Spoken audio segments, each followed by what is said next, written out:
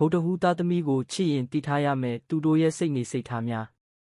ဗုဒ္ဓဟူးသားသမီးများဟာစိတ်ထားနူးညံ့ပြီးကျင်နာတတ်သူများဖြစ်ကြပါတယ်သူတို့ဟာမိသားစုနဲ့မိတ်ဆွေများကိုအထူးဂရုစိုက်တတ်ပြီးသူတို့ရဲ့ပျော်ရွှင်မှုကိုအမြဲလိုဦးစားပေးတတ်ကြပါတယ်အမှုပညာနဲ့ဖန်တီးမှုကိုအထူးနှစ်သက်သူများဖြစ်ကြပြီးဂီတပကြီးစာပေစတဲ့အမှုပညာနယ်ပယ်တွေမှာစိတ်ဝင်စားမှုမြင့်မားကြပါတယ်ဗုဒ္ဓဟူးသားသမီးများဟာစိတ်ခံစားမှုများပြီးလွယ်လွယ်နဲ့စိတ်ထိခိုက်တတ်သူများဖြစ်ကြပါတယ်။သူတို့ဟာကိုချင်းစာစိတ်များပြီးသူများရဲ့ဝမ်းနည်းမှုကိုမြင်ရင်သူတို့ပါဝမ်းနည်းသွားတတ်ကြပါတယ်။အတွေးခေါ်နဲ့စိတ်ကူးယဉ်မှုများသူများဖြစ်ပြီးစိတ်ကူးယဉ်လောကထဲမှာနေရတာကိုနှစ်သက်ကြပါတယ်။စီကံနဲ့လုံယိုးလုံစင်ကိုမကြိုက်သူများဖြစ်ပြီးလွတ်လပ်စွာနေထိုင်ရတာကိုနှစ်သက်ကြပါတယ်။